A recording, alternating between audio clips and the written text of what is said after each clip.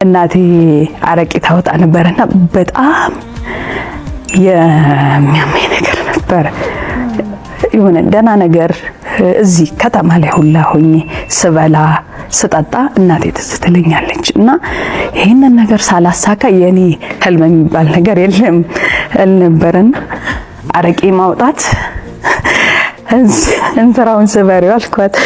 አረቄ የምታወጣበትንና ማውጣቱ ብቻ አይደለም ፀሐዩ ወጣ ደግሞ አረቄ ለመሸጥ የሆነ ቀን ክረምት ሄዳለሁና ሳያት ገበያ ላይ አረቄ ረጅም ሰዓት ይዘሽ ፀሐይ ቤት በእሳት ውጭ ላይ ደግሞ የሚያቃጥል ፀሐይ 2 ሰዓት ነው።